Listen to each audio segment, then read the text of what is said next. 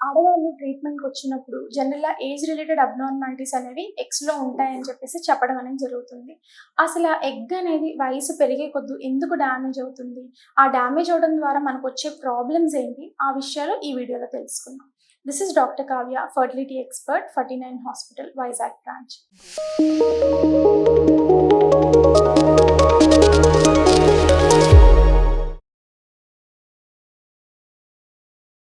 ఆడవాళ్ళలో ఎగ్స్ అనేవి వాళ్ళ మదర్ కడుపులో ఉన్నప్పుడు డెవలప్‌మెంట్ అనేది జరుగుతాయి. సో, ఎగ్‌కి ఏజ్ చాలా ఎక్కువ ఉంటుందన్నమాట. అదే మగవాళ్ళలో చూసుకున్నట్లయితే వాళ్ళకి మెనార్కీ అటైన్ అయిన తర్వాత స్పెర్మ్ ప్రొడక్షన్ అనేది స్పెర్మటోజెనెసిస్ అనేది స్టార్ట్ అవుతుందన్నమాట. సో, ఈ ప్రొలాంగ్డ్ డ్యూరేషన్ ఆఫ్ లైఫ్‌లో ఎగ్స్ ఏజ్ పెరిగే కొద్దీ ఎఫెక్ట్ అనేది ఖచ్చితంగా జరుగుతుంది. ఎలా అంటే మన బాడీలో ఆక్సిడేటివ్ స్ట్రెస్ అనేది ఉంటుందన్నమాట. ఒక ఏజ్‌కొచ్చేదాకా ఆక్సిడేటివ్ స్ట్రెస్ అనేది బ్యాలెన్స్డ్‌గా ఉంటుంది. ఒక ఏజ్ క్రాస్ అయిన తర్వాత ఎప్పుడైతే ఆక్సిడేటివ్ స్ట్రెస్ అనేది ఎక్కువ అవుతుందో ఎగ్ లోపల ఉన్న డీఎన్ఏ ఏదైతే ఉంటుందో అది డ్యామేజ్ అయ్యే అవకాశం అనేది ఉంటుంది.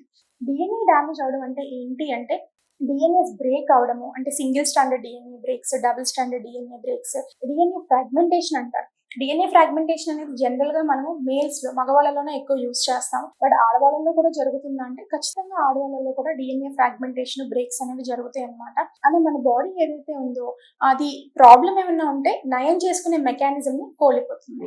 సో, ఏజ్ పెరిగే కొద్దీ ఇవన్నీ ఎక్కువడం మూలంగా ఏమవుతుంది డీఎన్ఏ అబ్నార్మల్‌గా ఫార్మ్ అవ్వడం అనేది స్టార్ట్ అవుతుందన్నమాట. సో, ఏజ్ రిలేటెడ్‌గా డీఎన్ఏ అనేది ఎప్పుడైతే డ్యామేజ్ అవుతుందో first quality of the egg అనేది తగ్గడం అనేది జరుగుతుంది.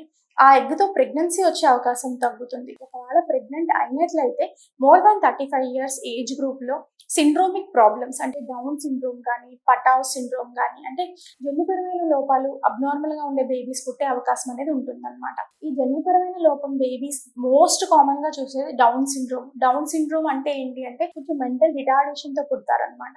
సో, ఈ కండిషన్‌ని మనం ఐడెంటిఫై అనేది చేసుకోవచ్చు. సో, ఏజ్ పెరిగే కొద్దీ అబ్నార్మాలిటీస్ ఇన్ ద బేబీ కూడా అయ్యే అవకాశం అనేది ఎక్కువ ఉంటుంది. కానీ ఇవి మనం ముందే స్క్రీన్ చేసుకుంటాం కాబట్టి కొంచెము ఈ అబ్నార్మాలిటీస్ ఏమన్నా మనం ఫైండ్ అవుట్ చేసుకోగలిగితే ముందే పేషెంట్ కి ఫర్దర్ గా ప్రాబ్లం లేకుండా అవాయిడ్ చేయడం అనేది జరుగుతుంది. So, age of the mother అనేది చాలా చాలా ఇంపార్టెంట్. ఎగ్ క్వాలిటీ డ్యామేజ్ అయిన తర్వాత ట్రీట్మెంట్స్ అనేవి ఈవెన్ టెస్ట్ ట్యూబ్ ట్రీట్మెంట్ చేయడం కూడా కష్టంగా ఉంటుంది. ఇంకా ఏజ్ ఎక్కువ అయిపోయిన తర్వాత కొన్నిసార్లు మనం ప్రీజెనెటికల్ టెస్టింగ్స్ కూడా పేషెంట్ కి ప్రొవైడ్ చేయడం అనేది జరుగుతుంది అనమాట. So, age is very very important. ఒకవేళ లేట్‌గా మ్యారేజ్ చేసుకున్నప్పటికీ ఎర్లీగా కన్సీవ్ అవ్వడానికి ట్రై చేయాలి. లేదు లేట్‌గా మ్యారేజ్ మనం ముందే అనుకున్నట్లయితే ప్రెజెంట్ ఉన్న సిట్యుయేషన్‌లో ఎగ్ ఫ్రీజింగ్ కూడా చేసుకొని ఆ ఎగ్స్‌ని మనం ఫర్దర్‌గా ఫ్యూచర్‌లో ఉపయోగించుకోవడం కూడా చేసుకోవచ్చు అన్నమాట. ఇది ఖచ్చితంగా ఈ ప్రెజెంట్ జనరేషన్‌లో ఖచ్చితంగా తెలియాల్సిన విషయము. అది తెలుసుకోవడం ద్వారా ఫ్యూచర్‌లో మనకి బయోలాజికల్‌గా మన బేబీస్‌ని పొందే అవకాశం అనేది ఉంటుంది.